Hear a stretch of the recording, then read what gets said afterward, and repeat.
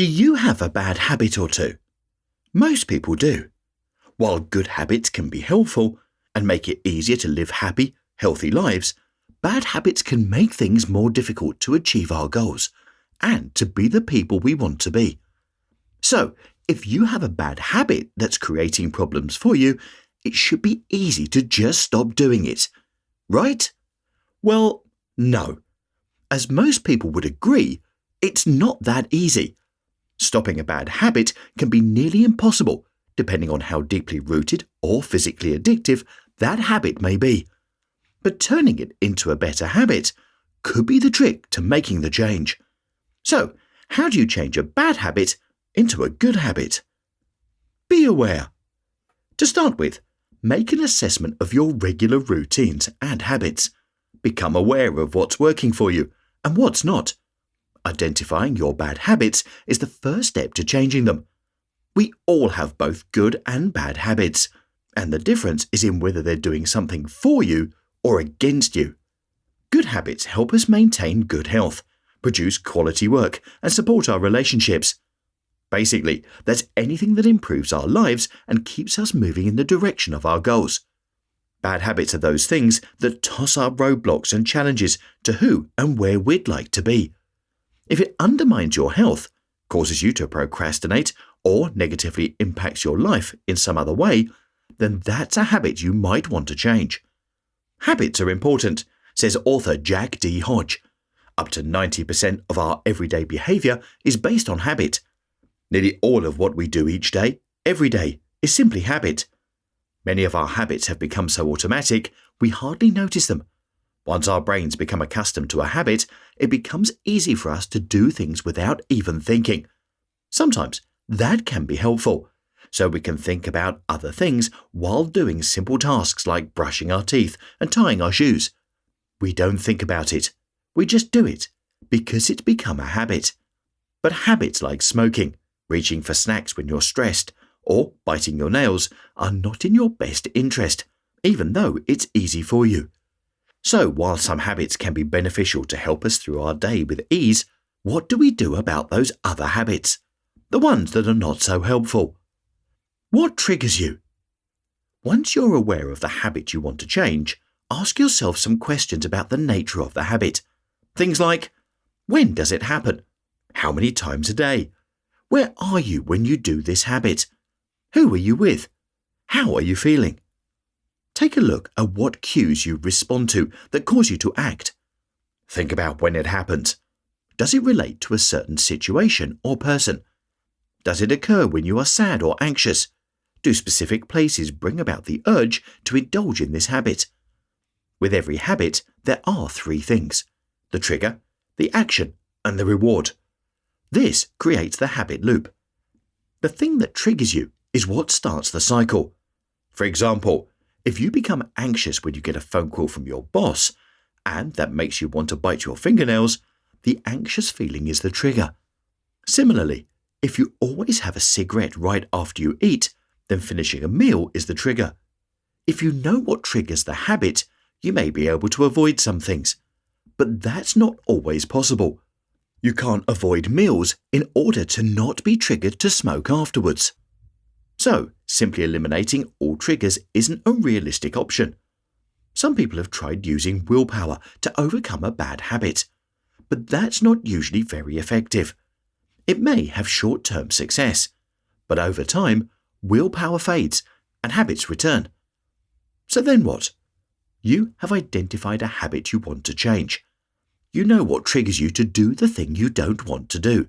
And willpower has only short-term effects. So how do you stop your bad habit? Disrupt and replace. The next step in the habit loop is the action itself. It's easier to replace a bad habit with a better one than to eliminate the response altogether.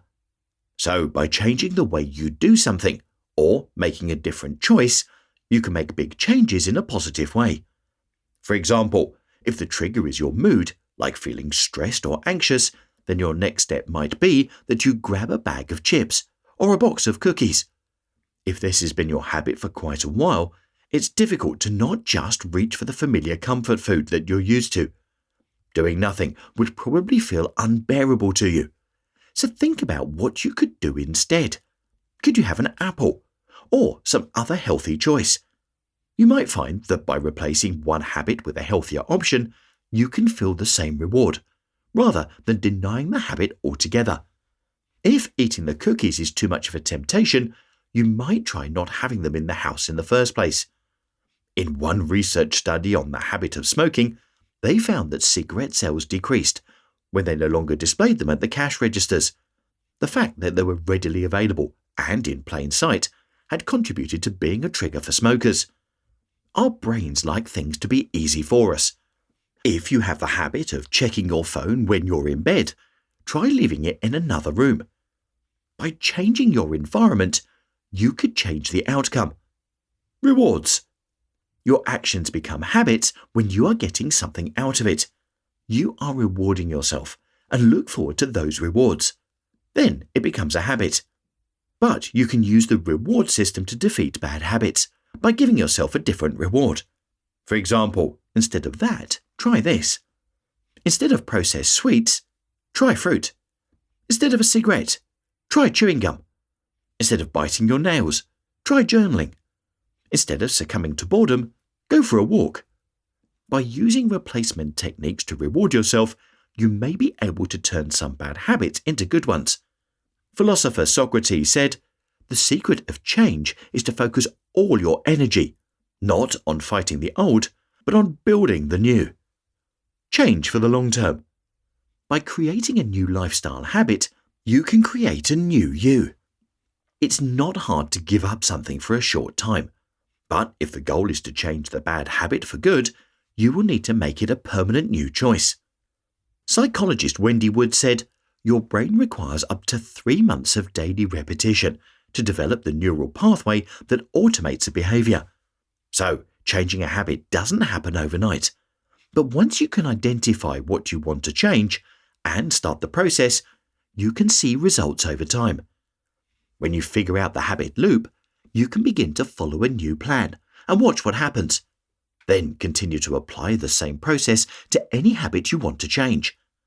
Start with the basic sentence, "When I," name your trigger, "I," name your action, so that I can get reward. Now, fill in those blanks with new choices. Best-selling author and motivational speaker Dennis Waitley wrote, "The truth is, you don't break a bad habit. You replace it with a good one.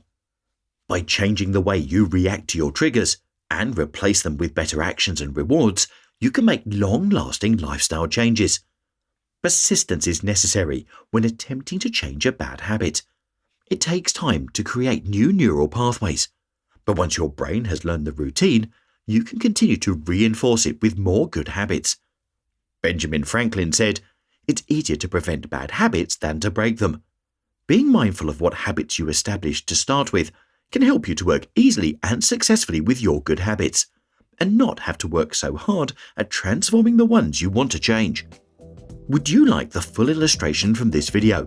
Click here and I'll send it right over. If you are already subscribed to my free Art of Improvement email newsletter, then there's a copy of it already waiting in your inbox. Thank you for watching and have an awesome week.